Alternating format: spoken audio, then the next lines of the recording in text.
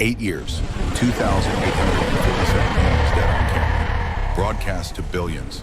Hunted for sport on a planet called Quiet Morning by aliens who thought humans were soft, weak, easy prey. Then they took Tobias Brennick, 46 years old, hunting guide from Alaska, father of one. 6 months earlier, he'd watched his son die on their broadcast. Watched Kieran try to save people he barely knew. Watched him fail. Watched the light leave his eyes. In the next 6 days, Tobias didn't kill a single hunter. He did something worse. He made billions of aliens watch humans save each other. Made them see what they'd been hunting all along. Made them understand that the thing about humans isn't our claws or our armor or our strength. It's that we don't leave people behind. This is how one ordinary father ended the cruelest show in the galaxy. The cabin smelled like pine and coffee. Morning light filtered through gaps in the logs, cutting across the worn wooden floor in pale yellow bands. Outside, snow was still falling. Had been falling since midnight, another 3 inches on top of what was already there. The kind of quiet, steady accumulation that turned the world into something clean and simple. Tobias Brennick stood at the window mug in both hands, watching the forest wake up. He was a big man, not gym built, just solid. The kind of frame that came from 30 years of carrying gear through rough country. Broad shoulders, thick forearms, hands that were calloused and scarred from 1,000 small injuries, rope burns, knife slips, frostbite scars on 3 fingers of his left hand. His hair was mostly gray now, cut short military style, though that had been a long time ago. His face was weathered, deep lines around his eyes from years of squinting against snow glare and summer sun. A scar through his left eyebrow from a fall on ice when he was 23. He looked like what he was, a man who spent more time outside than in, who knew how to read weather and track game and find water in country that wanted you dead. The kind of man tourists pay good money to keep them alive in the wilderness. The coffee was strong, too strong maybe, but Tobias had never been able to make it any other way. His ex-wife used to complain about it, said it tasted like motor oil. He'd always just shrugged. You wanted weak coffee, you made it yourself. She'd been gone 12 years now. Moved to Seattle, remarried. He didn't hold it against her. The divorce had been quiet, civil. They just wanted different things. She wanted the city, stability, a life that made sense on paper. Tobias wanted the mountains. They'd split custody of Kieran, summers with dad in Alaska, school year with mom in the city. It had worked, better than most arrangements. Kieran had grown up knowing both worlds, had his mother's quick mind and his father's steady hands. The kid could start a fire in a snowstorm, could gut a fish in under a minute, could navigate by stars and moss and the way water flowed. But he also loved books, engineering, had gotten into a good school, was studying to be something more than his old man, something that didn't involve freezing his ass off in February teaching dentists from Phoenix how to not die in the woods. Tobias smiled at that thought, took another sip of coffee. The tourists were coming in this afternoon, 3 of them, lawyers from California who wanted to experience real Alaska. They'd booked a 5-day guided hunt, caribou if they were lucky. Mostly they'd experience cold feet and sore backs in the very real understanding that nature didn't care about their money or their opinions. Tobias would keep them safe, would teach them what they needed to know, would get them their trophy if the opportunity came, would send them home with stories they'd tell at dinner parties for years. It was good work, honest work, nothing fancy, just good work. His phone buzzed on the table. He turned, set down the mug, picked up the phone. The screen showed a video call. The contact name read Kieran. Tobias felt his chest tighten. The kid had been on a transport ship for the last 2 weeks, headed to some frontier colony, something about an engineering internship. Good experience. Good money. Tobias had told him to go, told him to see the galaxy while he was young enough to enjoy it. He'd also told him to be careful. But Kieran was 19, and 19-year-olds never listened. Tobias answered the call. The screen filled with his son's face. Kieran looked tired. There were dark circles under his eyes. His hair was a mess, but he was smiling. Hey, Dad. Hey, kid, you look like hell. Kieran laughed. Transport bunks aren't exactly 5-star. We've been in cryo for most of it, but the wake-up cycle's brutal. Where are you? Just came out of our last jump. We're about 6 hours from Kepler's Reach. Should be on the ground by tonight. Tobias nodded. Kepler's Reach, frontier colony, mining outpost, the kind of place where regulations were more suggestions than rules, where people went to disappear or to make money or both. You got your comm unit charged. Yes, Dad. And you're staying in the secure zones. Yes, Dad. And you're not drinking anything you didn't pour yourself. Kieran grinned. You're worse than Mom. Your mom's smarter than me. Listen to her too. I will. I promise. It's just 3 months. I'll be back before you know it. Tobias looked at his son's face on the screen, tried to memorize it, the way he always did when Kieran left, just in case. Be safe, kid. Always am. Love you, Dad. Love you too. The call ended. Tobias stood there for a moment, phone in hand, staring at the blank screen. Then he set it down, picked up his coffee, and went back to the window. The snow was still falling. The forest was still quiet. And somewhere 6 hours from Kepler's reach, his son was about to step into something Tobias couldn't protect him from. The file arrived 4 days later. Tobias was in town picking up supplies for the next group of tourists when his phone pinged. A message from an unknown contact. No name, just a string of numbers. The message itself was blank except for a file attachment. Warning: intercepted alien broadcast. Disturbing content. Discretion advised. Tobias almost deleted it. Spam, had to be. But something made him pause. The file size was large, video probably, and the source code, when he checked it, traced back to a deep space monitoring station on Europa.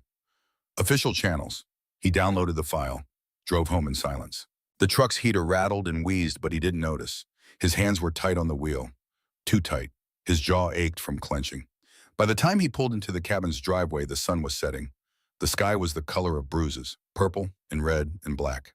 Tobias went inside, set the groceries on the counter, didn't put them away, just left them there and walked to his desk. His laptop was old, 15 years maybe, but it worked. That's all that mattered. And he opened the file. The video started with a logo, stylized alien script that the translation software rendered as Quiet Morning Network, premium entertainment experience. Then the logo faded. The screen filled with jungle, dense, green, the kind of vegetation that only grew in high heat, high humidity environments.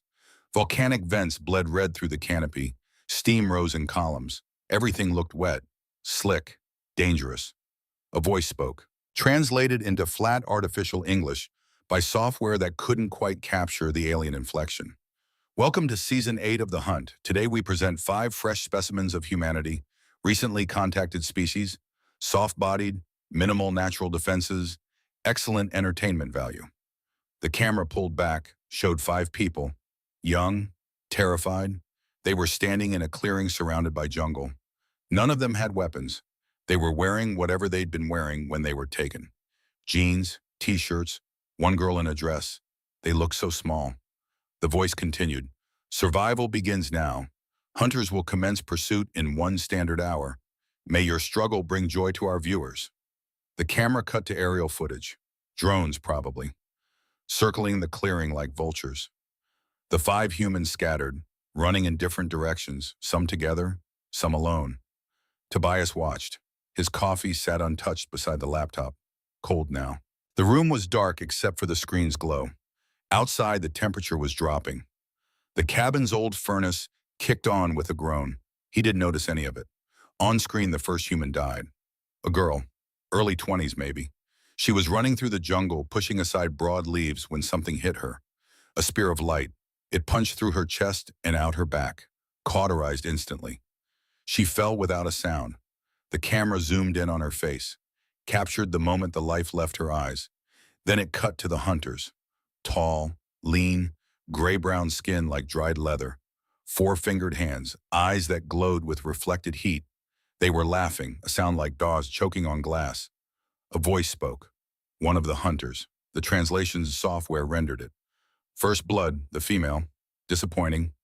No sport. Tobias's hands curled into fists. The video continued. 20 minutes. 30. An hour. The humans died one by one. Picked off. Hunted. The footage was expertly edited. Maximum drama. Close-ups on faces. Slow-motion deaths. Commentary from the hunters. The large one better. Good struggle. 2 more. The male resists. Entertaining. By the end, 4 were dead. Only 1 remained. A young man, brown hair, lean build. He was at the edge of a cliff, backed against empty air. The hunters had him surrounded. There was nowhere left to run. The camera focused on his face. Tobias stopped breathing. Kieran, his son, his boy. standing at the edge of a 100-foot drop facing aliens who were about to kill him for entertainment. The lead hunter stepped forward. The translation software caught his words. "End of the line, human. You ran well, better than most of your kind. But all prey runs out of ground eventually." Kieran's chest was heaving. His face was pale, streaked with dirt and blood that wasn't his. But when he spoke, his voice was steady. "Why? Why did this?" The hunter tilted his head. The movement was alien, predatory. "Entertainment. Your species is new to the galaxy. Soft, weak. You make excellent prey, and the viewers pay well to watch soft things struggle." A camera drone drifted closer to Kieran's face. "Any last words, human?" "The audience appreciates drama." Kieran looked at the camera, looked directly into it, and for a moment Tobias felt like his son was looking at him.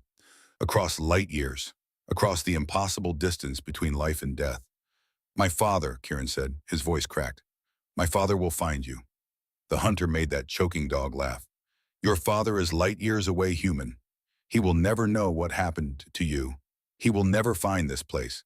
He will live his small life on his small planet and die wondering why his offspring never came home."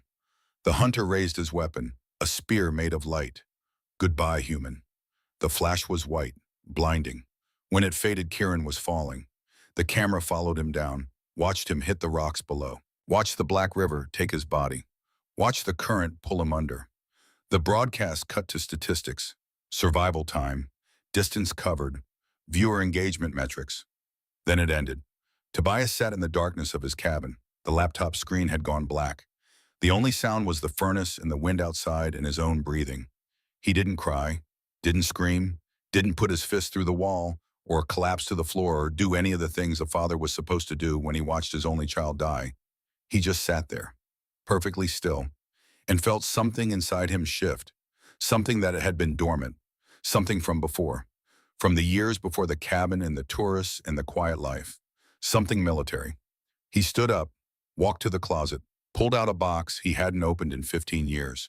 Inside were things from his old life: discharge papers, medals he'd never worn, a combat knife with a worn handle and a blade that still held an edge, and a satellite phone, the kind the government gave to contractors who worked in places where regular communications didn't reach. He turned it on. It still had charge. The number was still active. He made a call, 3 rings, then a voice. Female. Professional. Identification: Brennick Tobias, service number 773429 Alpha. A pause. The sound of keys typing. "Brennick Tobias, discharged 2011, honorable. You shouldn't have this number. I need information. Alien broadcasts, hunting show called Quiet Morning." Another pause. Longer. "That's restricted. My son was on it. I just watched him die."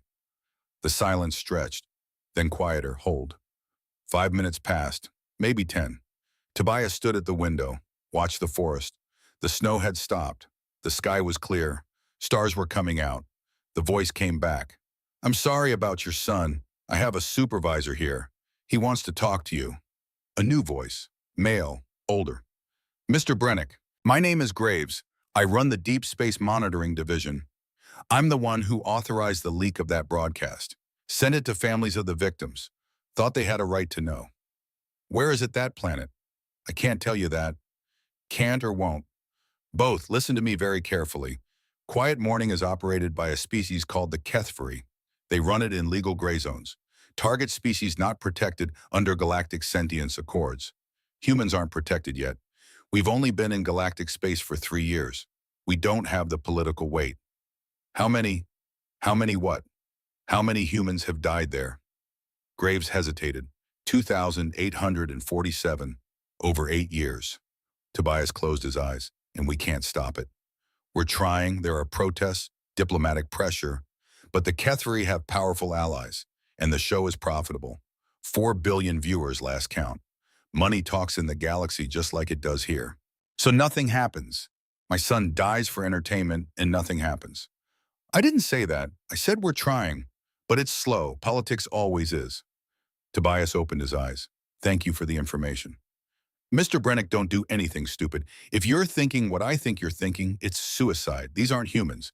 They're apex predators. And they have technology we can barely understand. I appreciate the concern. I'm serious. You go after them, you die. And your son's death means nothing. My son's death already means nothing. To them, to the people watching. He's just content, entertainment. Tobias disconnected. He stood there for a long time. Then he went back to the box, pulled out everything, looked at what he had. It wasn't much, but it was a start. 6 months. That's how long it took. 6 months of research, of planning, of transforming himself from a hunting guide into something harder, something colder. Tobias sold the cabin, sold the truck, sold his guiding business to a competitor who'd been trying to buy him out for years, liquidated everything, turned it into credits, untraceable funds. He trained, not the way he'd trained for tourists. This was different. This was the muscle memory from 20 years ago surfacing from wherever it had been buried. Hand to hand, knife work, how to move through hostile terrain without being seen, how to survive on nothing. His knee hurt, the old injury from his discharge. He'd torn ligaments in a training accident. 23 years old, end of his career. They'd offered him a medical retirement, honorable discharge, pension. He'd taken it, started over, built a new life. Now he was tearing it all down. The knee still hurt, but pain was just information. Information could be managed. He studied everything he could find about the Varath, the species that ran the hunts, their biology, their culture, pack hunters, hierarchical, obsessed with honor, with proving dominance. They thought humans were soft, weak, easy prey. Tobias intended to prove them wrong. He learned about quiet morning, the planet, jungle world, high gravity by human standards, hot, humid, volcanic activity, indigenous predators that made Earth's apex hunters look tame. And he learned about the Kethvari, the slug-like creatures who owned the network, who profited from human suffering. By the end of 6 months, Tobias Brennick looked like a different man, leaner, harder. There was something in his eyes that hadn't been there before, something that made people look away when they met his gaze. He traveled to Kepler's Reach, the colony where Kieran had been taken. It was exactly what Tobias expected. Frontier outpost, mining operations, bars and brothels and black market dealers. The kind of place where people disappeared and nobody asked questions. He checked into a cheap hostel near the port district, paid in cash, kept to himself, spent 2 weeks establishing himself as exactly what he appeared to be, a burned-out drifter, older man, quiet, no connections, nobody who'd be missed. The traffickers noticed him on day 15. They were professionals, watched him for 3 days, confirmed he was alone, confirmed he had no family waiting for him, confirmed he was worth more as cargo than as a customer. Tobias let them watch, let them see exactly what they wanted to see. They came for him on a Thursday, 3 of them, human, working as middlemen for the Kethvari supply chain. They waited until he left the bar, followed him into an alley, hit him with a neural stunner before he could react. Tobias could have fought back, could have put all 3 down in under a minute. 20 years ago, he'd been trained to do exactly that, but he didn't. He let his body go limp, let them drag him to their transport, let them load him into a cargo container with 7 other captives. 2 colonists who'd made the mistake of traveling alone, a family of 3 who'd been sold by their own debt holders, a young woman with a medical student ID badge, and a teenage boy who kept whispering that there had to be some mistake. Tobias said nothing. The transport lifted off, jumped to hyperspace. The cargo hold was dark, cold. The other captives cried, prayed, begged for someone to help them. Tobias closed his eyes. In the darkness, surrounded by the sound of fear and hopelessness, he counted days. 6 months since Kieran died. 2 weeks since he'd let himself be captured. Soon, the transport dropped out of hyperspace above quiet morning. Tobias watched through a small viewport as the planet filled the frame.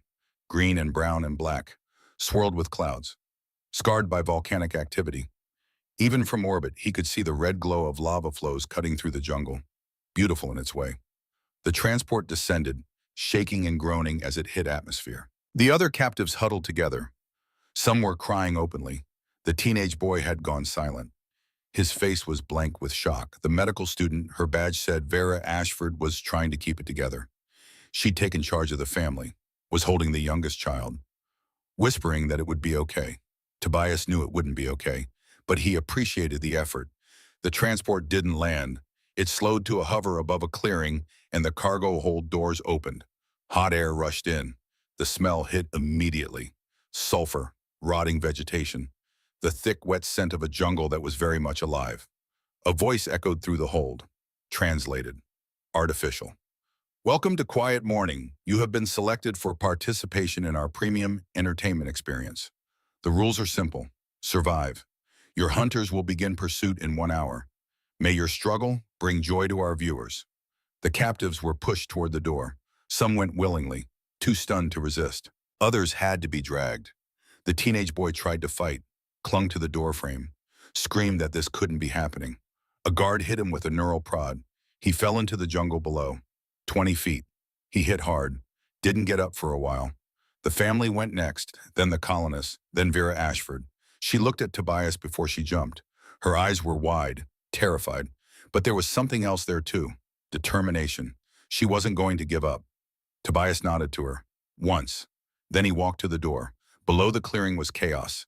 The other captives were scrambling to their feet, looking around. Some were already running toward the tree line. Others just stood there, frozen. In the distance, on a ridge overlooking the clearing, Tobias could see figures watching. Tall, lean, Vareth hunters, arranged in a loose line, their postures radiating anticipation. Camera drones hovered in the air between them, already capturing footage. Tobias looked at the jungle, green and black and red, just like in the video, just like the last thing his son had ever seen. He stepped off the transport. He landed in a crouch, absorbed the impact with bent knees. The heat hit him immediately. The humidity pressed against his skin like a physical weight. Around him, the other captives were scattering, running in every direction. Some were crying, some were praying. The teenage boy was lying on the ground, still stunned, twitching slightly.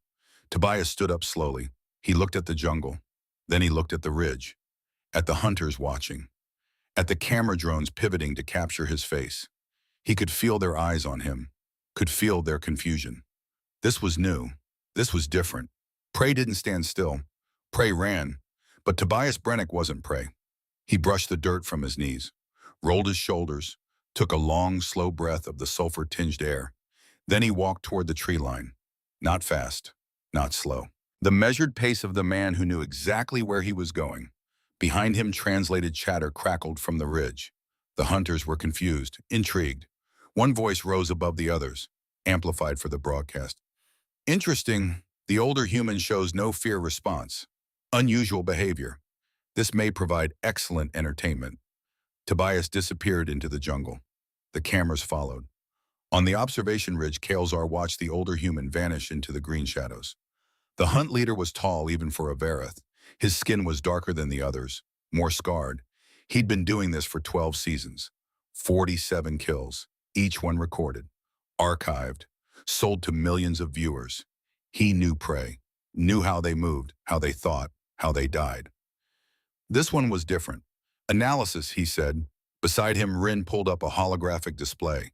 The young Vareth's role was technical, monitoring biometrics, tracking movement patterns, making sure the cameras captured every angle. Elevated heart rate, Rin reported, but controlled breathing. Minimal adrenaline spike. Movement efficiency suggests experience in wilderness environments. Background. Captured on Kepler's Reach. No military flags in his file. Listed occupation hunting guide. Origin, planet Earth. Kael'Zar made a grinding sound. The Varath equivalent of amusement. A hunter. How appropriate. He'll understand what's happening to him then. Good. Fear is sweeter when it comes from comprehension. Should we prioritize him? Kael'Zar considered. The viewers would expect a certain rhythm. Quick kills early to establish stakes.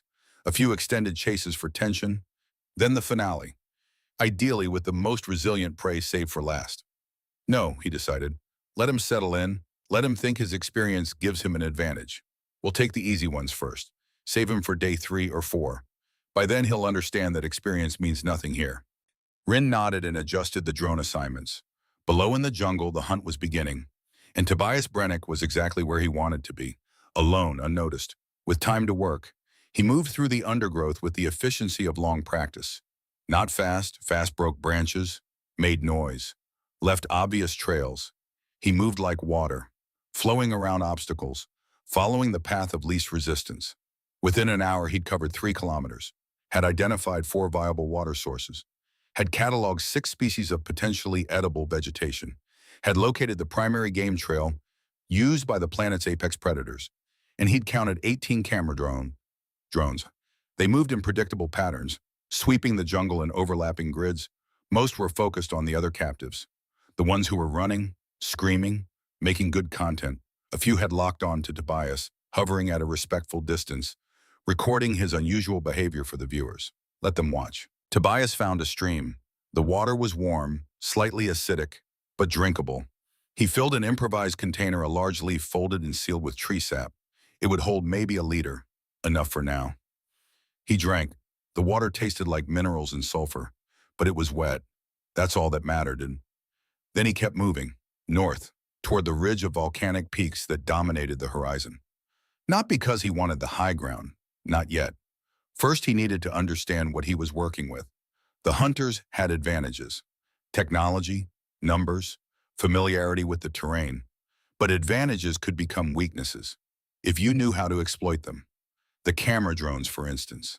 Sophisticated, nearly silent, equipped with sensors that could track heat signatures and movement. But they were also predictable. They followed programming, not instinct. Tobias had been watching them for an hour. He already knew 3 blind spots within a kilometer of his position. He also knew the hunters were watching him. Not closely, not yet. They were focused on the easier prey, the ones who ran and screamed, the ones who made good entertainment. But they'd come for him eventually, when the easy kills were done, when they needed fresh content. They'd turn their attention to the anomaly, the human who didn't run. Tobias intended to be ready. He found what he was looking for an hour later, a section of jungle where the canopy was particularly dense, blocking most of the light, creating a maze of shadows and hanging vines.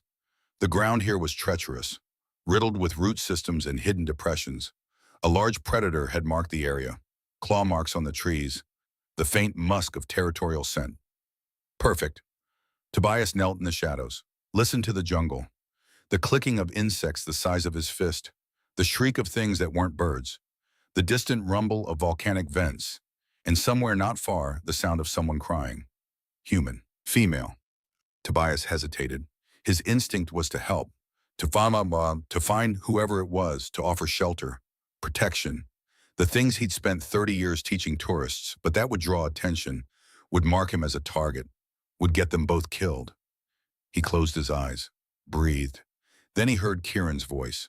Not real, just memory, but clear as if his son was standing right there. Dad would have known what to do. Tobias opened his eyes. He stood, moved toward the sound. The crying was coming from a depression beneath a fallen tree. Tobias approached slowly, making just enough noise to be heard, not wanting to startle. Easy, he said quietly. I'm human. I'm not going to hurt you. The crying stopped. There was a moment of silence. Then a voice, female, young. Who's there? My name's Tobias. I'm coming around the tree. Don't run. He moved into view, hands visible, non-threatening. The woman was huddled against the tree trunk, early 20s. Long dark hair pulled back in a ponytail. Her clothes were torn.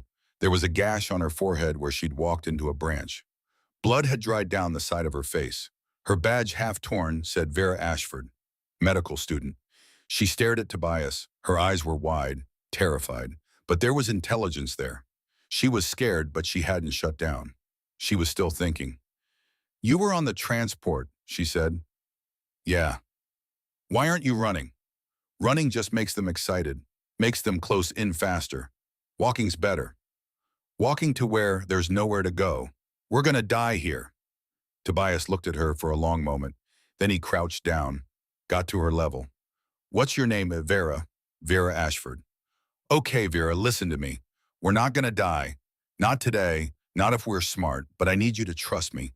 Can you do that? She stared at him, searching his face, looking for something. Hope, maybe, or just the absence of lies. Finally, she nodded. Good. First thing, we need to get that cut cleaned. Infection in this environment will kill you faster than the hunters. You have any medical training? I'm a med student, 2nd year. Then you know what to do. Come on. I found clean water about half a click back. We'll get you patched up. Then we figure out next steps. He offered his hand. Vera hesitated, then took it. Tobias pulled her to her feet. Above them, a camera drone hovered, watching, recording. 4 billion viewers across the galaxy saw what happened next, saw a human help another human, saw kindness in a place designed for cruelty, saw something they didn't understand. And in a technical station on the observation ridge, a young Verath named Ryan watched the same footage, watched the older human's biometrics remain steady even as he exposed himself to danger, watched him offer help without hesitation, watched him turn prey into something else. And for the first time in his career, Rin wondered if maybe the humans weren't what the Caithfari said they were. Maybe they weren't prey at all. Maybe they were something far more dangerous. The message appeared on broadcast feeds across the galaxy 2 hours later. Quiet Morning Network, Season 8, Interactive Hunt Experience. For the first time in the show's history, viewers could vote, could influence the hunt, could choose challenges, punishments, methods. The more they voted, the more creative the entertainment. Current viewership, 4.2 billion, and rising. Day 1, Hour 3. Tobias led Vera back to the stream, moving slow, checking sight lines, listening for movement that didn't match the jungle's natural rhythm. The camera drones followed, keeping distance, capturing angles. Let them watch. At the stream, Tobias showed Vera how to clean the wound, how to use broad leaves as makeshift bandages, how to tie them with vine fiber stripped from a specific plant that grew near the water. Press here, he said. Hold pressure for 30 seconds. The leaf has natural coagulant properties. I've seen it used in field medicine. Vera's hands were shaking, but she did what he said. Pressed. Counted. Where'd you learn this? Army, long time ago, and 30 years of keeping tourists alive in places that wanted them dead. You were a soldier. For a while, then I wasn't. He didn't elaborate. Vera didn't push. When the bleeding stopped, Tobias stood, scanned the canopy. 3 drones now, all focused on this spot. We need to move, he said. Staying in one place makes us targets. Move where? Away from the easy routes. The hunters will focus on the runners first, the ones making noise. We stay quiet, stay smart, buy ourselves time. Time for what? Tobias looked at her, this young woman who was trying so hard to hold it together, who had medical training and intelligence, and the kind of courage that didn't come from not being afraid. It came from being terrified and doing it anyway. Time to figure out how to survive this. They moved east. Tobias set a pace Vera could maintain. Not too fast. Endurance mattered more than speed. He taught her as they went. How to step, where to place her feet, how to move through dense vegetation without leaving obvious trails. Why are you helping me? Vera asked. You could move faster alone. Because that's what humans do, Tobias said. We don't leave people behind. Above them, a camera drone's lens adjusted, zoomed, captured his face, his words. 4.3 billion viewers heard what he said. Somewhere in that crowd, someone started paying attention. They found Silas Cartwright 20 minutes later. The kid was 17, skinny, all elbows and knees. His shirt had a logo for some engineering academy. He was hanging upside down in a Verath net. The mesh had contracted when it hit him, pinned his arms to his sides. The more he struggled, the tighter it got. He was crying, quiet, the kind of crying that came after the screaming stopped. After you realized nobody was coming to help. Tobias approached slow, hands visible. Hey, kid, look at me. Silas's head jerked up. His face was red, tear-streaked. Please, please help me. I can't get out. It's getting tighter. I know, stop struggling. You're making it worse. I can't breathe. Yes, you can. Listen to my voice. Breathe with me. In, hold, out. Tobias demonstrated. Slow, controlled. The way he'd been taught 20 years ago when panic could get you killed. Silas tried, failed, tried again. After 30 seconds, his breathing steadied. Good, Tobias said. Now hold still. I'm going to get you down.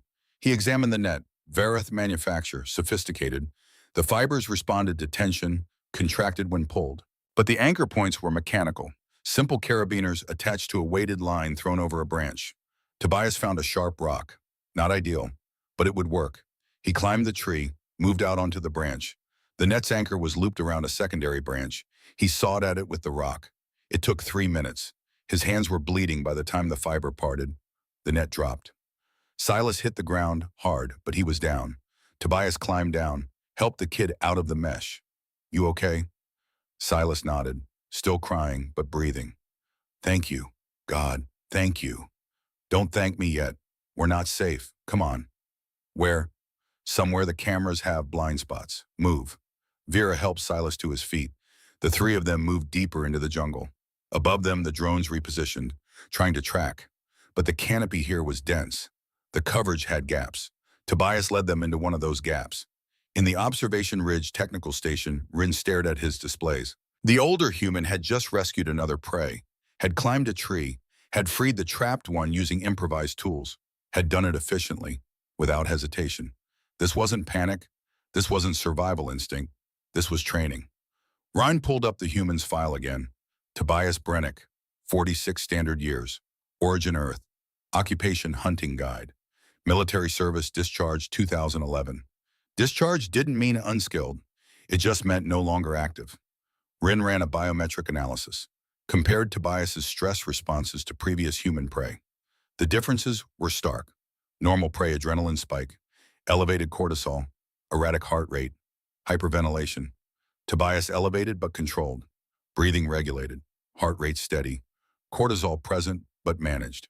This human had been in high-stress situations before, many times. His body knew how to handle it. Rin's second eyelid flicked, a Varath gesture of unease. He should report this to Kael'zar. Should flag the human as potentially dangerous. But something made him hesitate. On the screen, Tobias was teaching the younger humans, showing them how to find water, how to identify edible plants, how to move quietly.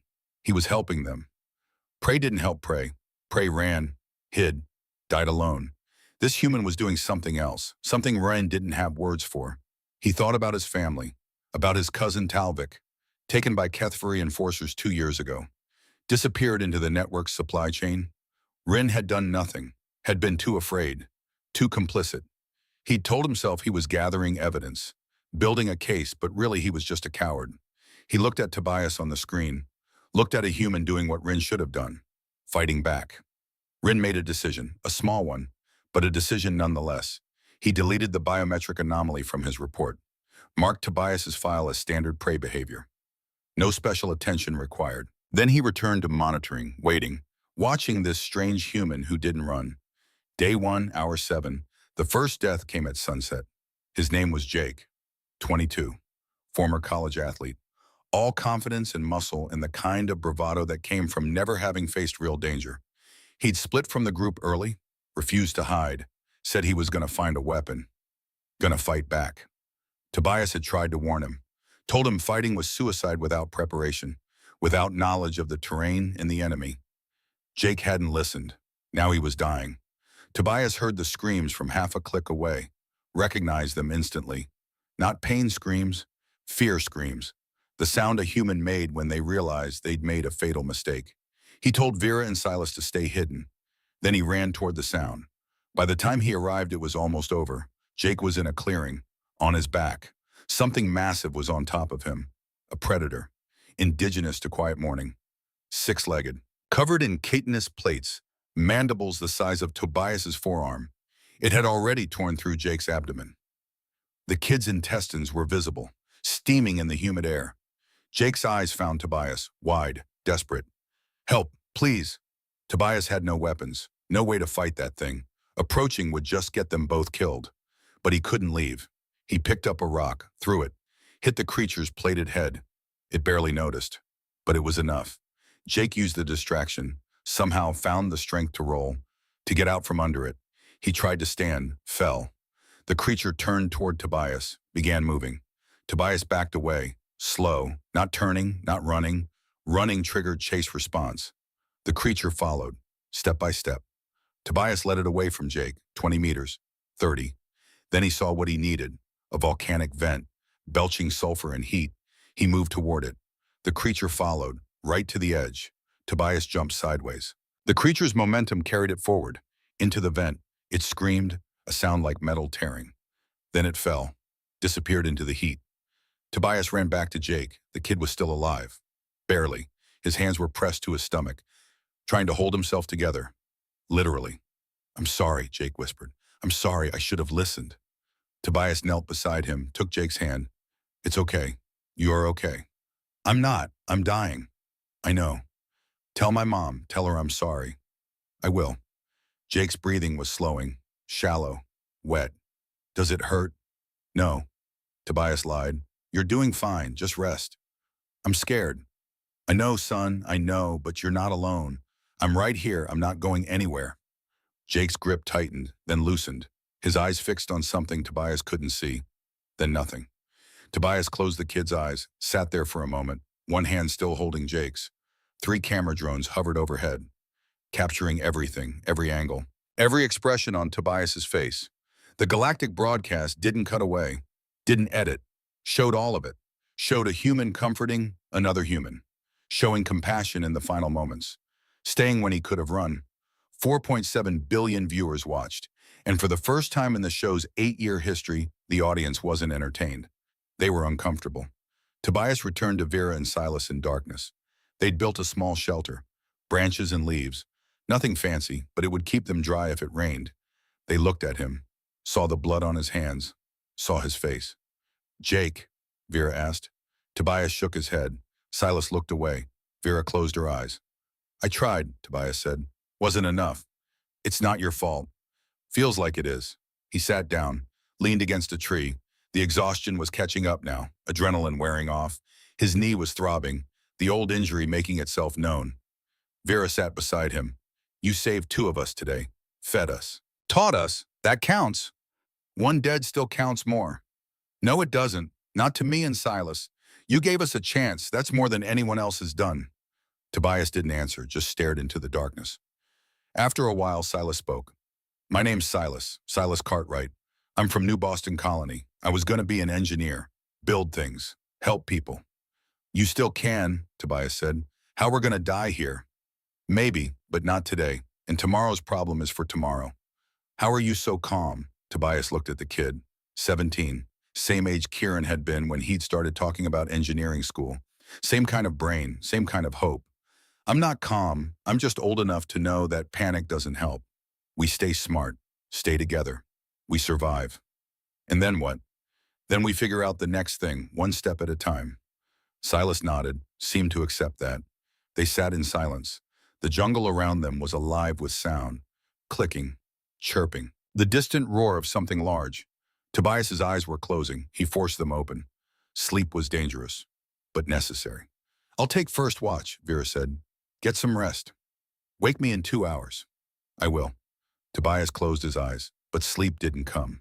Not really, just a half-aware state, monitoring sounds, ready to move. In that state, he thought about Kieran, about Jake, about all the people who died in this place, and he thought about the cameras, about the billions watching. They were seeing humans die, but they were also seeing humans help each other, seeing compassion, courage. Maybe that mattered. Maybe that was worth something. He'd find out. Day 2, morning. Tobias woke to the sound of Vera's voice. Tobias, we have company. He was on his feet in seconds, hand reaching for a weapon he didn't have. But it wasn't hunters, it was more humans. 3 of them, 2 women and a man, all in their 30s or 40s. They looked rough, exhausted, terrified. The man spoke first. Please, we've been running all night. We saw your shelter. How did you find us? Followed the drone patterns. Figured if they were watching something, there might be people. We need help. Tobias studied them. They weren't faking, weren't a trap, just desperate. Come on, sit. They collapsed. Grateful. One of the women started crying. The other just stared into space. The man said his name was Marcus. The women were Lisa and Charlotte. Teachers from a colony school. They'd been taken together. How many of you were there? Tobias asked. Behind. We lost 2 yesterday. The hunters. They played with them, made it last. Lisa looked up. Her face was streaked with dirt and tears. You're the one from the broadcast feed, the one helping people. We saw you on the drones. The drones are broadcasting. Everything. It's all live. Billions watching. They vote on what happens next. Tobias felt something cold settle in his chest. They vote challenges, methods. It's interactive entertainment. Silas made a sound. Disgust, horror. Vera just shook her head. Tobias stood, walked to the edge of the shelter, looked up at the canopy, at the gaps where camera drones hovered. Billions watching, voting, making entertainment out of human suffering. An idea formed. Dangerous. Probably stupid. But an idea. He walked back to the group. How many of us are left total, Marcus thought. You three, us three, maybe two more. We heard screams from different directions, but I don't know. So 8, maybe fewer. Yeah. Okay, here's what we're gonna do. We're gonna serve all of us, together. How Tao? Charlotte asked. Her voice was flat, dead. They have weapons, technology. We have nothing. We have each other. And if billions are watching, then we show them who we are. We show them what makes humans different. He turned, looked directly at the nearest camera drone. My name is Tobias Brennick. My son Kieran died here 6 months ago. I'm not gonna kill you, hunters. I'm gonna make sure everyone watching knows what you really are. And I'm getting these kids home. The words echoed in the jungle. Then silence. Then somewhere in the distance, a barking laugh. The hunters had heard. On the observation ridge, Kael'Zar stared at the broadcast feed. The old human, speaking directly to the camera, issuing a challenge.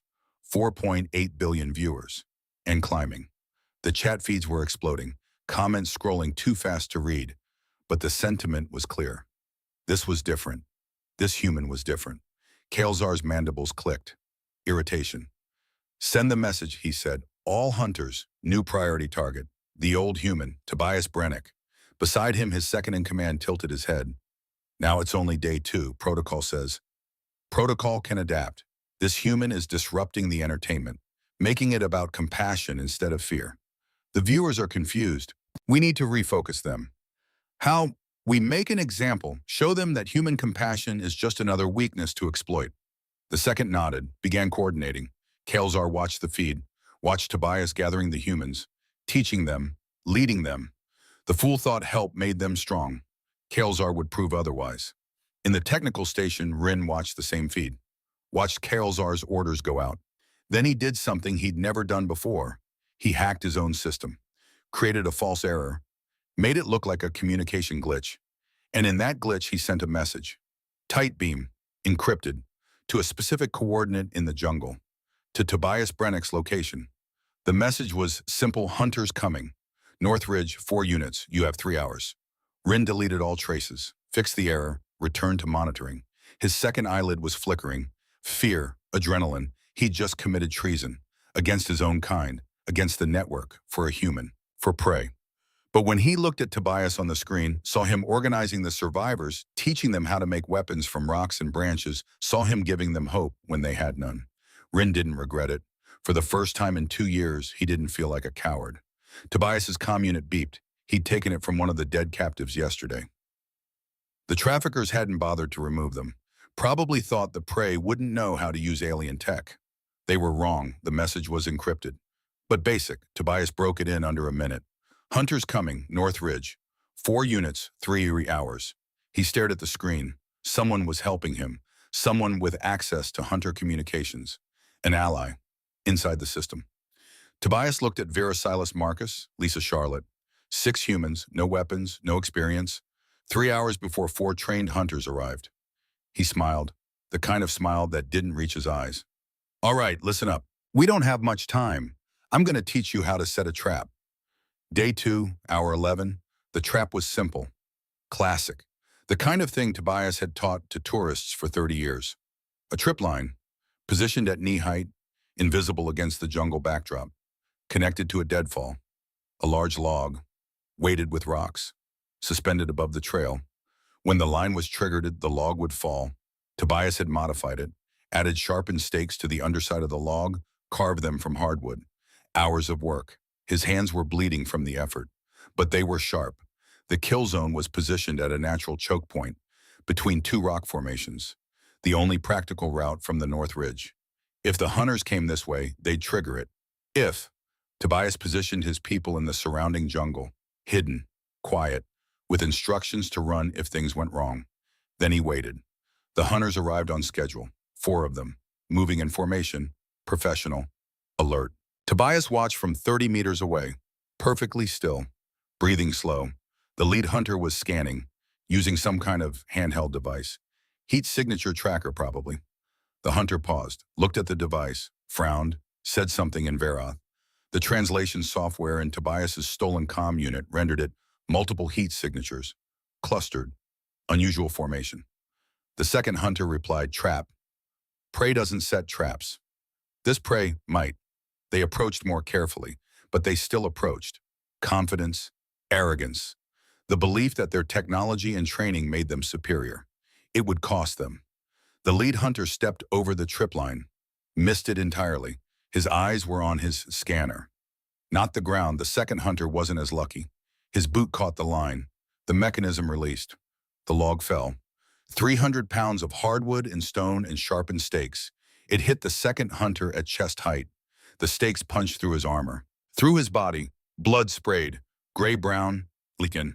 The hunter screamed, a high-pitched sound, then gurgled, then nothing. The other 3 hunters scattered, training taking over.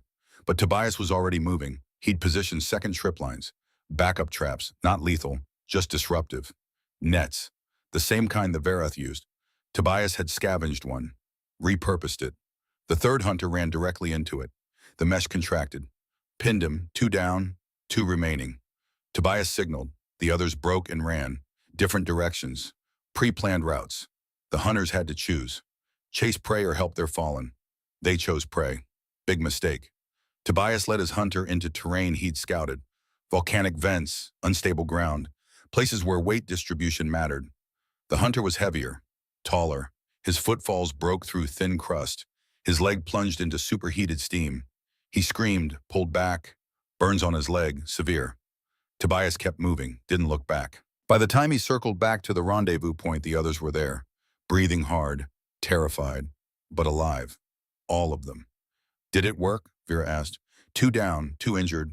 They'll retreat, regroup, buy us time. How much time? Day, maybe 2. Silas was staring at Tobias. You killed them. You actually killed them. I defended us. There's a difference. Is there? Tobias looked at the kid. Yeah, there is. They came here to hunt us for fun. We're fighting to survive. Don't ever confuse the two. The broadcast footage of the trap went viral. 6.2 billion viewers. The chat feeds were case. Half the viewers were celebrating. The other half were outraged. Prey fighting back. Impossible. Humans aren't supposed to do this. This is against protocol. But the Kethri network didn't shut it down. Couldn't. The ratings were too high. The engagement too valuable. They made a decision. If the humans wanted to fight, let them fight. They'd just make it harder. The message went out across all hunter channels. Release the apex predators. Authorization code. Theta 9, 24-hour deployment. The creatures kept in deep containment. The ones used only for special occasions. The ones with a 90% kill rate. They were being released early, and the humans had no idea. Day 3. Dawn. Tobias woke to screaming, not human screaming, animal screaming. The sound of something dying badly. He was on his feet, moving toward the sound. The others followed. They found it 50 meters from their shelter. An indigenous predator, the 6-legged kind. It was dead, torn apart, pieces scattered across the jungle floor. Whatever killed it had been efficient, brutal, and hungry. Tobias knelt, examined the claw marks. They were deep, curved, from something with opposable talons. This wasn't the work of the jungle's normal predators. This was something else. We need to move, he said, now. What was that? Lisa asked. Something new, something they brought in. How do you know? Because the local predators don't hunt like this. This is overkill, showing dominance, territory marking. He stood, scanned the canopy. They're escalating, making it harder. We need to find shelter. Real shelter. Something defensible. Where? Marcus asked. Tobias thought. He'd been mapping the terrain in his head for 2 days. There was a place, cave system near the eastern ridge, narrow entrance. Defensible. I know a place, but it's a day's walk. We need to move carefully. Stay together. Anyone falls behind, we all stop. They gathered their meager supplies, started moving. Tobias took point. Vera and Silas helped the others. They'd gone maybe 2 kilometers when it happened. The attack came from above. Something dropped from the canopy. Fast, silent. It landed on Charlotte, drove her to the ground. Tobias spun, saw it for the first time. The apex predator. It was massive, easily 3 meters tall, bipedal, covered in dark scales. 4 arms, each ending in talons like curved knives. Its head was elongated, predatory, eyes that saw in multiple spectrums. It had Charlotte pinned, one talon through her shoulder. She was screaming. The others froze, terror overriding thought. Tobias didn't freeze. He grabbed a branch, thick, heavy, ran at the creature, swung with everything he had. The branch connected with the creature's head, snapped. The creature barely noticed, but it turned, looked at Tobias, released Charlotte. Tobias backed away, slow. The creature followed. Uh, Tobias shouted, "Get her out of here!" Marcus grabbed Charlotte. Lisa and Vera helped. They ran. The creature ignored them, focused on Tobias. Bigger prey, better challenge. Tobias led it away, into dense undergrowth. The creature was fast, but big. It had trouble with tight spaces. Tobias used that, dove through gaps, under fallen trees. Places the creature had to go around. He gained distance. Not much, but enough. Then his knee gave out. The old injury. Pushed too hard. It buckled. He went down. The creature was on him in seconds. Tobias rolled, barely avoided the talons. They raked the ground where his head had been. He kept rolling, found a rock, threw it, hit the creature's eye. It screamed, rage. Tobias scrambled to his feet, ran. The creature followed. They burst into a clearing. Tobias saw it too late. A cliff, 20 meters, straight down. He skidded to a stop. The creature emerged from the jungle behind him. Tobias turned, faced it. This was it. No more running, no more clever moves. Just him and a creature designed to kill. He picked up a sharp rock, held it like a knife. "Come on," he said. "Let's see what you got." The creature charged. Then something hit it from the side. Not a person, a light spear, a Vareth weapon. The energy blast punched through the creature's torso, dropped it instantly. Tobias spun, saw a figure at the edge of the clearing. Vareth, young, holding the spear. The figure's translator crackled. "That was foolish, human. You cannot fight an apex alone." "Wasn't trying to fight, trying to survive." "There is a difference." "Yeah, there is." The Varath lowered the spear, stepped forward. "My name is Rin. I am the one who sent the warning. About the hunters." Tobias stared. "Why?" "Because what is happening here is wrong, and I am tired of being complicit. You're risking your life. So are you, every moment, for others." Tobias nodded slowly. "My people. They ran. I need to find them. I know where they are. I can see the drone feeds. Follow me." Rin turned, started walking. Tobias hesitated. This could be a trap. Could be a trick. But the Varath had saved his life, had sent the warning. Sometimes you had to trust. He followed. They found the others an hour later, sheltered in a cave. Charlotte was alive. Wounded, but alive. Vera had stopped the bleeding, used her medical training, improvised supplies. When Tobias walked in with Rin, everyone tensed. "Easy," Tobias said. "He's with us." "He's one of them," Marcus said. "He saved my life, and he's been helping us. The warning about the hunters, that was him." Rin spoke, his translator making his words flat, emotionless. But the intent was clear. "I'm sorry for what my people have done, for what I have allowed. I cannot undo it, but I can help you now." Lisa looked at Tobias. "Can we trust him?" "I don't know, but we don't have a lot of options." Rin pulled up a holographic display, showed them the broadcast data. "You need to see this. The viewership has reached 9.4 billion. Largest in network history, and there are protests, other species, demanding the hunt stop." "Will it stop?" Silas asked. "No, the Kethfari have immunity, political protection, but pressure is building. Galactic Council is meeting." "How long?" Tobias asked. "Unknown, days, maybe weeks." "We don't have weeks." "I know, that is why I am here, to help you survive until intervention comes." Tobias looked at his people. 6 humans, 1 alien ally, against an entire hunting operation. The odds were terrible, but they were better than they'd been yesterday. "'Kay," he said, "then let's survive." Day 5, morning. 2 days since the Apex attack. 48 hours of Charlotte holding on. She died in the night. The wound had been deeper than Vera thought. Internal bleeding, nothing they could do with rocks and leaves and hope. She'd stayed conscious, stayed brave, told stories about her students, about the kids she'd taught to read, the ones she'd never see again. At the end, she'd asked Tobias to tell them she was sorry. Sorry she wouldn't be there to teach them next year. He'd promised, knowing he'd probably never get the chance. Now she was wrapped in broad leaves, covered with stones, As much of a burial as they could manage. Lisa knelt beside the grave. Wasn't crying, was past crying, just staring. The others stood in silence. Rin stood apart, watching. His translator was off. No words seemed right. Tobias placed a hand on Lisa's shoulder. She was brave, he said, right to the end. Bravery didn't save her. No, but it mattered. To her, to us. Lisa looked up. Her eyes were hollow. How many more? How many of us die before this stops? I don't know. That's not good enough. It's all I have. Lisa stood, walked away, into the jungle. Marcus followed, making sure she didn't do something stupid.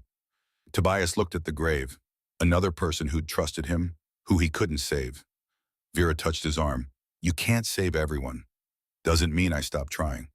I know, but you need to forgive yourself when you can't. He didn't answer, didn't know how. Ryan approached, his translator clicked on. There is something you need to see. The broadcast data has changed. Tobias turned. How? The viewership. It has reached 12 billion, and the council has issued a preliminary statement. They are reviewing the sentience accords, considering emergency intervention. When unknown, but there are complications. What kind? Rin pulled up the holographic display, showed footage. Not from Quiet Morning, from somewhere else. A facility, industrial, rows of cells, each one holding a different alien species. What is this? The HFY storage facility, where they keep future prey. Specimens captured, but not yet used. There are 33 beings there. Different species. Some have been held for years. Tobias stared at the screen. Saw the faces. Saw the fear. The desperation. Saw one face in particular. Young Veroth. Thin. Scarred. Who's that? Rin's voice went quiet. My cousin. Talvik. He was taken 2 years ago. I have been searching for him ever since. You know where he is? Yes. The facility is on the eastern ridge, 16 kilometers from here. Can you get him out? I do not have clearance, and if I tried, they would know. I would be arrested. Executed. Tobias looked at the screen, at all those prisoners, at Talvik. An idea formed. Dangerous. Probably suicidal, but an idea. What if we all went? Rin's head tilted. Confusion. Explain. What if we rescued all of them, not just your cousin, everyone? That is impossible. You are 6 humans with no weapons. The facility has guards, security systems. You would die. Maybe, but 12 billion people are watching. If we try, if we show them what the HFY are really doing, if we make it impossible to ignore, you would sacrifice yourselves. If it ends this, if it saves everyone who comes after? Yeah, I would. Vera stepped forward. We all would. Silas nodded, Lisa and Marcus too.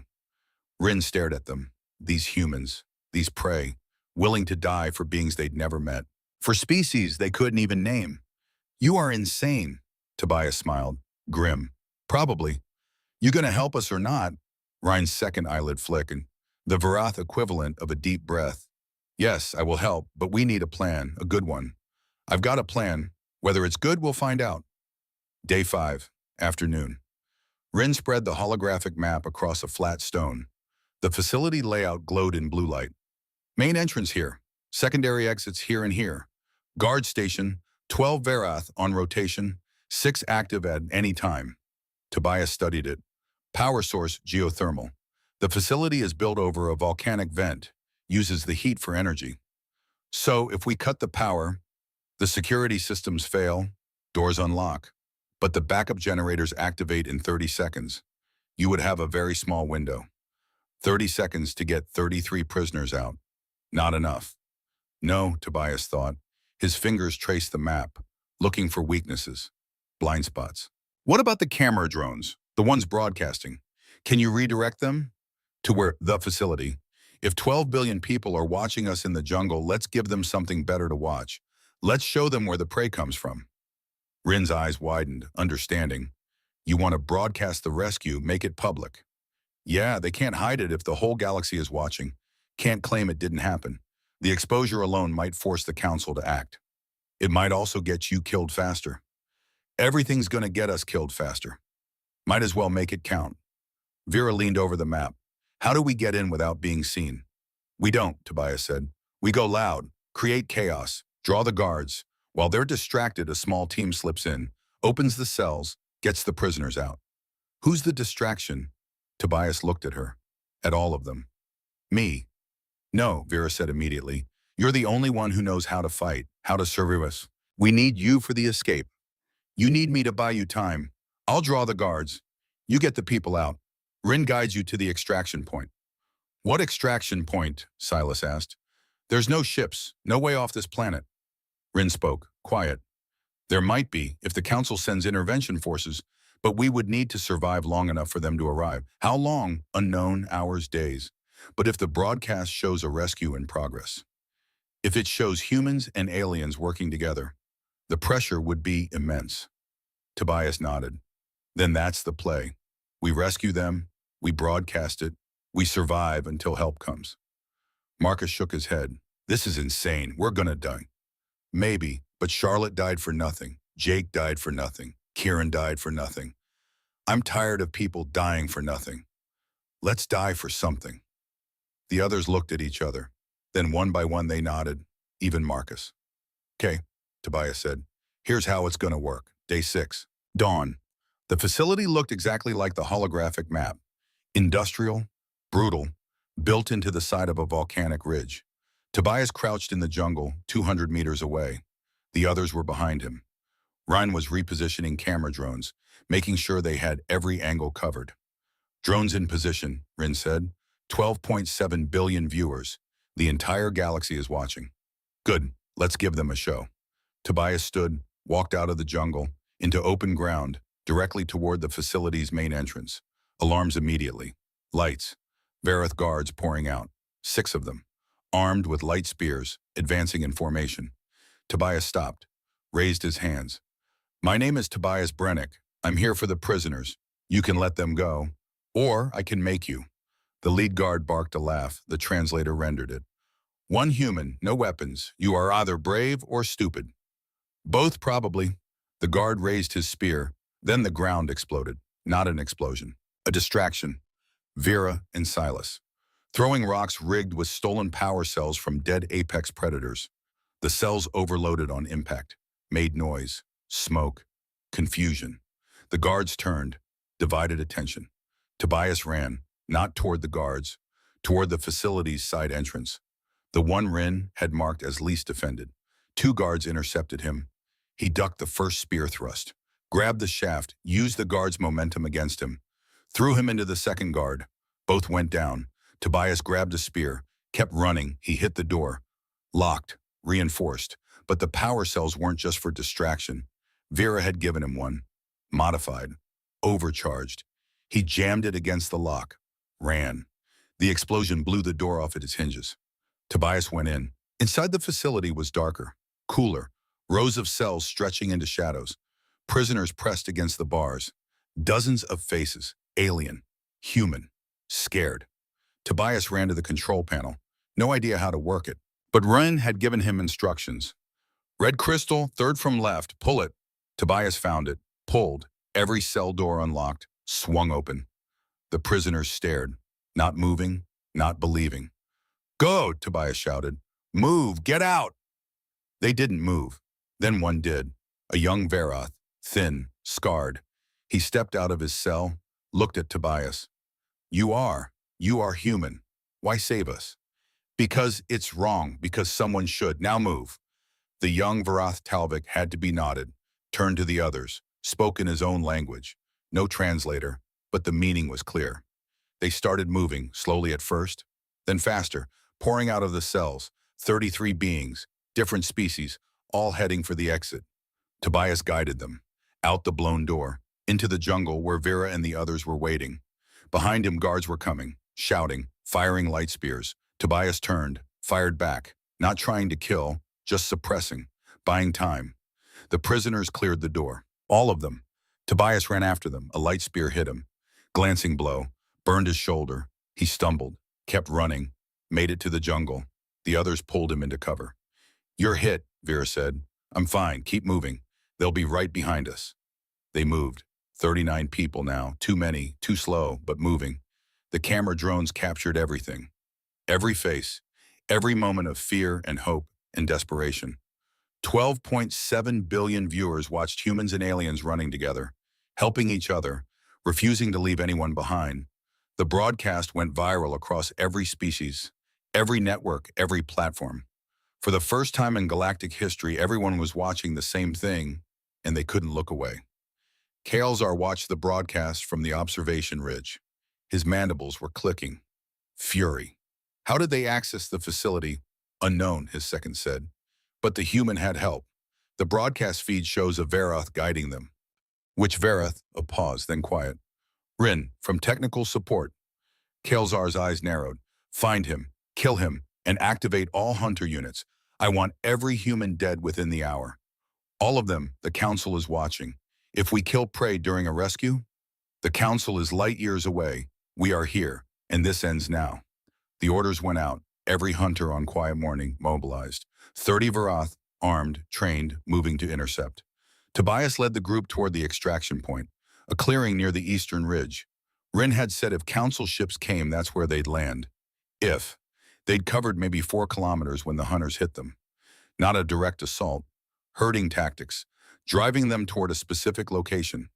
Tobias saw it, understood it, but had no choice. They were boxed in. The group emerged into a ravine, steep walls on both sides. Only one way out, and Kalzar was standing there. 20 hunters behind him. Weapons raised, the prey stopped. Trapped. Kalzar's translator activated. Impressive human. You have caused more disruption than any prey in 8 years, but it ends here. Drop your weapon. Tobias still had the light spear. He looked at it, then at the 39 people behind him. Aliens and humans, all looking to him. He dropped the spear. Good. Now step forward, away from the others. What? Because I am offering a bargain. You for them. You stay. Provide entertainment for the finale. They leave. Are processed. Return to origin planets. You'll let them go. You have my word. Tobias looked at Vera, at Silas, at Rin and Talvik and all the others. Looked at the camera drones hovering overhead. No deal. Kalzar tilted his head. Then you all die. Maybe, but 12 billion people are watching. You kill us, you kill prey who were rescuing prisoners, who were helping each other. You think the Council will ignore that? The Council is irrelevant. Is it? Look at your comm unit. Check the broadcast chat. See what they're saying. Kalzar glanced at his device. His eyes widened. The chat feeds were unanimous. Stop the hunt end. This now humans are sentient. Protect them, free the prey. The Galactic Council's emergency session was being broadcast live. Votes were being cast. Amendments to the Sentience Accords were being proposed. In real time. While the galaxy watched, Kalzar looked up, rage in his eyes. It does not matter. You are still mine. He raised his spear. Then the sky split open. Council ships, dozens of them, dropping out of hyperspace, descending through the atmosphere. Military cruisers, enforcement vessels. The galaxy's response to 12 billion voices demanding justice. They didn't land. Didn't need to. Gravity beams activated, locked onto every Verath hunter, lifted them off the ground, held them suspended. Kalzar struggled. Useless. A voice boomed, amplified, authoritative. By order of the Galactic Council, this hunt is terminated. All Verath personnel are under arrest. All prey are granted immediate protected status. The Quiet Morning Network is dissolved. The Cathvari owners will face tribunal. The ships descended, ramps lowered. Council peacekeepers emerged. Non-Verath species, armed with restraints and medical equipment. They moved to the prisoners first, scanned them, provided aid. One approached Tobias. Are you Tobias Brennick? Yeah. Come with us. Medical treatment. Debriefing. Tobias looked at his people, his humans, his allies. They come too. All of them. Of course. This way. They walked toward the ship, Vera supporting Tobias. His shoulder was burning. His knee was screaming. But he was walking. They were all walking. Out of the jungle. Out of the nightmare. Into sunlight. Behind them, Kalzar was being loaded into a containment unit. Still struggling, still raging. Tobias didn't look back. 3 months later. The memorial on Quiet Morning was simple. A wall of names. 2,847 of them. Every human who died there. Kieran Brennick's name was near the top. Tobias stood before it, ran his fingers over the engraved letters. Vera stood beside him. Silas on his other side. Lisa and Marcus had come too. They'd returned to teaching, but they still came to remember. Rin and Talvik stood apart, respectful. The jungle around them was different now, quieter. The predators had been relocated, the volcanic vents capped. It was being transformed, from a place of death to a place of remembrance. 33 species had contributed to the memorial, each adding something from their culture. Flowers, stones, light sculptures, a garden of grief and hope. He would have liked you, Tobias said to the wall, to his son, all of you. He always believed people were good, that they'd help each other if given the chance. He was right, Vera said. Tobias looked at her. Yeah, he was. They stood in silence for a long moment. Finally, Tobias turned away. Ready? Vera asked. Yeah, let's go home. 1 year later, Alaska. The cabin was new, built on land near where the old one stood. Tobias was teaching again. Not tourists this time, something different. Survivors, people who'd been through trauma, who needed to learn how to be in the world again. Vera was with him. She'd become a trauma counselor, specialized in helping rescued captives process their experiences. Silas visited sometimes, brought engineering projects, built things for the cabin. Wheelchair ramps, solar panels, communication arrays. The broadcast had made them famous. The rescue had changed the galaxy. But it hadn't changed who they were. Tobias was still a teacher, still showing people how to survive, how to help each other. On this particular morning, he was showing a new group how to start a fire in wet conditions. Basic skill, essential knowledge. The students watched, practiced, asked questions. One of them was young, maybe 19, reminded Tobias of Kieran. Why do you do this? The kid asked. After everything, why keep teaching? Tobias looked at him. Because people need to know how to take care of each other, how to survive, how to be strong without being cruel. That's worth teaching. Even after people hurt you, took your son. Especially then, my son believed people were good. I'm going to make sure he was right. The kid nodded, seemed to understand. They finished the lesson, built the fires, cooked a meal together. As the sun set, Tobias stood at the cabin's edge, looked out at the forest, the mountains, the sky turning purple and red. His comm unit beeped. A message. From the Galactic Council. He opened it. Annual memorial service. Quiet morning. Your attendance requested. Tobias smiled, replied, I'll be there. He looked up at the stars. Somewhere out there, Kieran's name was carved in stone. A reminder. A promise. You were right, kid, Tobias said quietly. To his son, to the stars, to himself. People are good, and I'm going to keep proving it. The forest around him was quiet, peaceful, safe, home.